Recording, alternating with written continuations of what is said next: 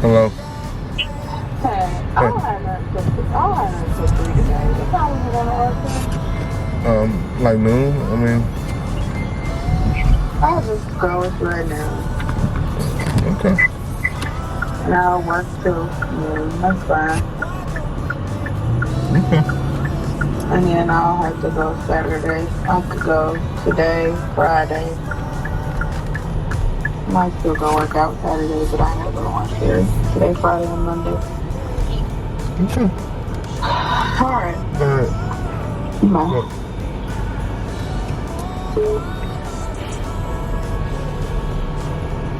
If you're one of the millions of people enjoying the wait Refreshing and light. I am obsessed with drinking in the morning. It's delicious. I love it. with Replenza, you can look great and feel great while you lose weight.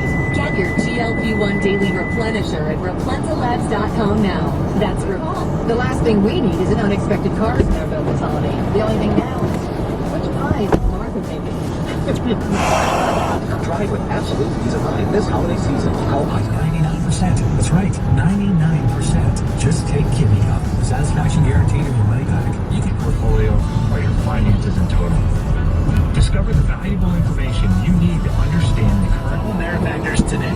800-884-FUN. That's 800-884-3863. Or visit AmeriFactors.com. Why do you go to Princeton Longevity Center? We go to Princeton Longevity Center because my husband's cardiologist told him having this exam saved his life. Because somehow 20 turned into 40, and now I need to take my health more seriously. The Princeton Longevity Center designed a program to keep me healthy and active, so 50 and 60 will be no sweat.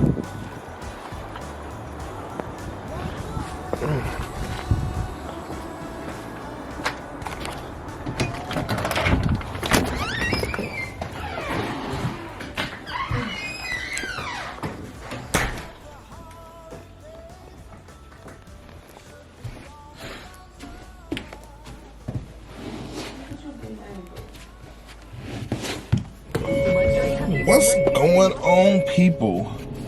Good afternoon. Good morning. It's like borderline morning, borderline afternoon. It's 11:51 on this beautiful but dreary Wednesday. So we are up and out and headed to get an exercise class in.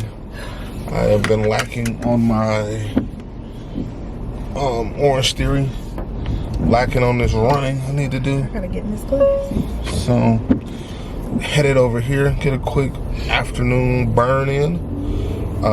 Started off the vlog a little different. It's kind of doing a POV. I don't know. I'm gonna try to do more of that aspect, but it's been kind of a cool morning. Relaxed. I actually sat up and I don't know why. Don't have any calls today. And so I pretty much planned on my afternoon for my work and stuff that I need to get taken care of. But I got back to the house, and I don't know why, for whatever reason, I clicked on, they had a TMZ, I forget what they call it, it's like behind the scenes, I don't know what it's called. But it's basically like Harvey is doing like these little mini series on celebrities, and I don't know why, but I watched the Ben and J-Lo, it's called Missed Warning Signs, and it's actually, I'm gonna say good. I don't know if good was the right word. Entertaining is probably the better term, but it basically talked about, I never even thought about this, about how Jennifer Lopez is addicted, they call it, the one therapist or psych doctor, addicted to love, and basically saying that and a fear of being alone. She's a real diagnosis. I mean, I feel like you can be diagnosed with anything these days, but yeah, they said since her first marriage, which only lasted like, was it 8 months, they said, it was her dating Diddy, then her 9-month marriage, then she was dating Ben Affleck. I didn't realize that they called off that wedding 3 days before the wedding actually went off. I do remember they didn't get married, but I don't remember it being like that close to the actual day, which was crazy. And then her stringer relationships after that. Like, she's never, the way that Harvey broke it down in the show, I didn't realize, she's never not been in a public relationship. Like, every time you've seen her, there's always lapse in her relationship. She's never been single, which is pretty fucking crazy to me. I think at this point, to have as many people that she's been connected to and to never ever have a break, and at the age she is, I think that is pretty wild, which is probably why she's still single. And there was another guy out there, doctor, who talked about the divorce rate in America is like, everybody has this drastic blown out number. That's because they combine all the marriage rates together. It's like first time marriages, people who get married for the first time, average divorce rate. Huh? There's no work over here. Okay. It's right there. Right about it. It's 35%. The second, when you get married for a second time, it jumps to like 52%. People who get married for a third time, average divorce rate is 75%. I don't even know why you would get married a third time. That sounds insane. And then people who get married 4 times or more have a divorce rate in the 90s. So it's basically like, why are you doing this? But anyway, we are at Orange Theory, about to get this workout in. Let's talk to you guys in a few.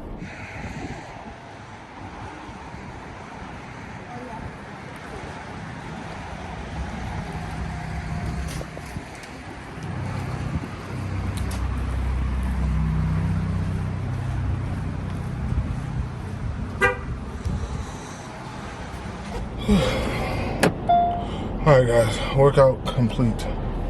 I can tell I'm getting over a cold, or in the middle of a cold, whatever. I don't know where I'm at in it.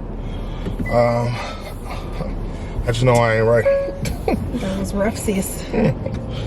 Oh, I ain't never been gassed doing squats. We were doing dumbbell squats and I was gassed. Like, look down at my watch. My heart rate was at like 199. I don't get that high unless I'm like running. So, but felt good to get up and get out and move. I feel like that's the body's natural healing mechanism, is movement. Like, I feel like people who are sick and stay sick is usually because they just lay in the bed. As my years in the hospital, one of the things we even used to do. Well, that was weird. Camera just cut off, but as I was saying, like, even when I worked in the hospital, we used to preach therapy, getting patients up and out of the bed and moving as long as if they could. So body's natural healing mechanism. But yeah, well, I ran 1.6 today. Did not get 2 miles. We did do a run row, so usually 2 miles is usually my marker. But whew, them 0.8s was kicking my ass. I ran 0.8, and then I ran 0.875 or something like that. It was kicking my ass. But back to the office we go. So finishing up on what I was telling you guys about Jen and Benifer. What? Benifer, ain't that what they was called? I think that's what their nickname was, Benifer. Ben Affleck and Jennifer Lopez. You never heard that before? I think I have. So anyway, yeah, the divorce rate for people who get married 4 times or more, 90%. Why would you get married 4 times? That don't even make sense. J-Lo was on her 4th. Ben Affleck was her 4th marriage. And that's stupid. I'm not getting married 4 times. I'm not being nobody's 4th wife. Yeah. So, they were talking about, like, which I can see that. I feel like certain celebrities are like that. I feel like Jennifer is, but they were just talking about, like, how, like, her constant need for attention and that the guy she's with is not as good as the next guy is kind of what motivates and drives her. It was this guy who was... And how would he know that?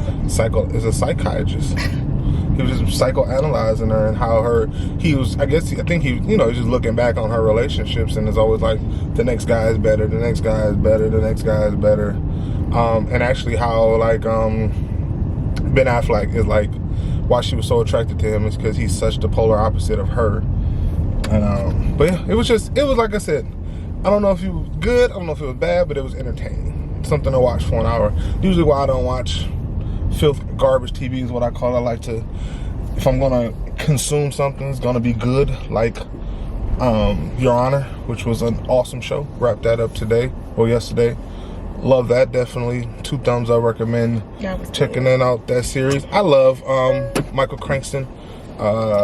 It's so funny to see him go from where he started at Malcolm in the Middle to now he's like this critically acclaimed actor and get all these accolades from Your Honor to Breaking Bad. There was a couple other shows he was in. He's just a great actor, and it's like, I don't know, I felt every piece of, from him being his dad to a judge, it was just a lot of very complicated characters on that show. And I love characters that you can't put in a box. Like, you can't say that person is that, this person is this. Like, he was like a dad, a judge, a son, a widow, son-in-law, a criminal. Like, he was very, like most people are very complicated. I actually had this conversation a couple of weeks ago. I gotta pee. Okay. Actually had this conversation a couple of weeks ago when we was at a friend's house, and we were talking about like men and how like because my homeboy and his daughter my homeboy's daughter is starting to date, and he was having those conversations with her, and I was just talking to him. We were talking about kind of like how explaining to your daughters and that dating aspect, and how you kind of got to be like, yeah, dad is a POS. And I didn't tell my daughters that, but I told my niece that, because my niece is actually dating. And I was telling her, like, hey, you love your uncle. You think your uncle can do no wrong, right? And your uncle used to be a POS when it came to women. And she couldn't believe it. Like, no, uncle, your uncle is nice and kind and sweet. You see me be a son over here with Nana, or when I come over to your house to see your mom, which is my sister, I'm this loving person, and I do nothing but laugh and joke with the women in my life. But I've put a lot of women through BS in my lifetime, so I feel like that's just wrapping that up in a bow. For like people, you can't put normal people in the box. So I feel like when you put characters, make them complicated, I feel like they're more relatable when it's just not like, oh, this is just a goody two-shoe person. Because most people ain't like that. Most people got layers. So, but anyway, it's getting cold in this car. If you can't see the window starting to frost up because it's like 25 degrees out here. And I'm sitting here, just got finished working out, and I'm talking about getting over a cold, and I've cut the car off.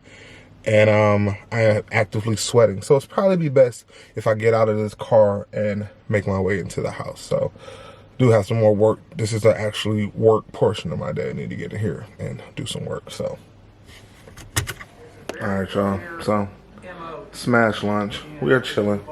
It's like a really, really relaxed day here. But on to doc number 2.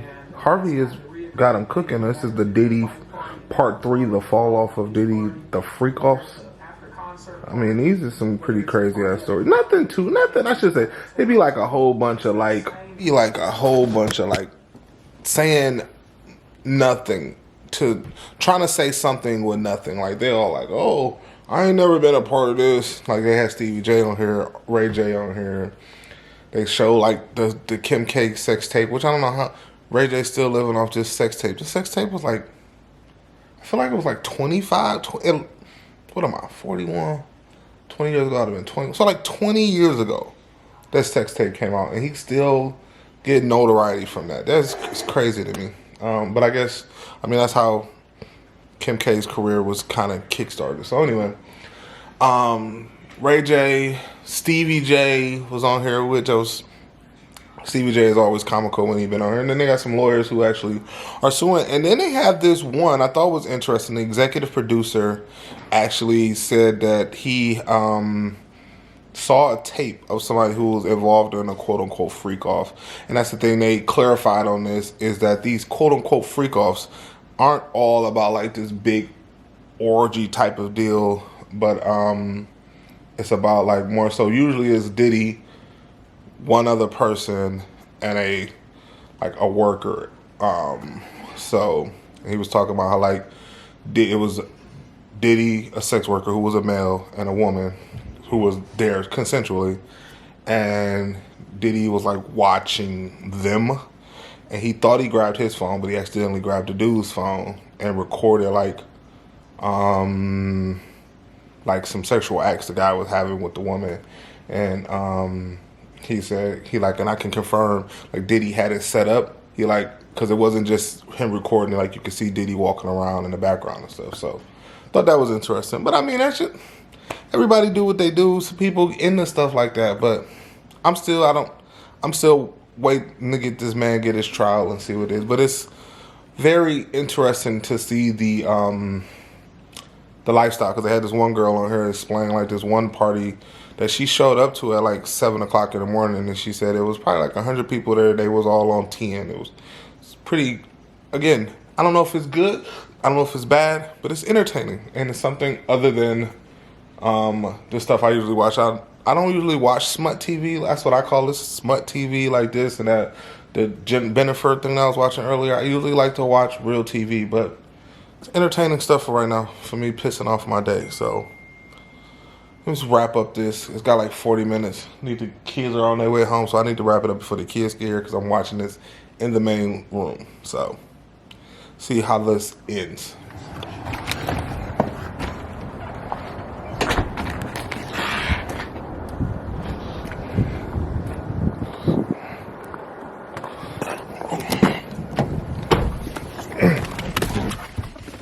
Oh, did I grab the wrong keys? Oh, I'm supposed to get in the other car. Let's go to the other car. I hate when I grab the wrong keys. Did I ever show you guys the outside of my house? We off to basketball practice. But I don't think I ever showed the outside. So this is what the outside looks like. Don't have the inflatables blown up, but yeah, this is what the outside looks like with the red lights.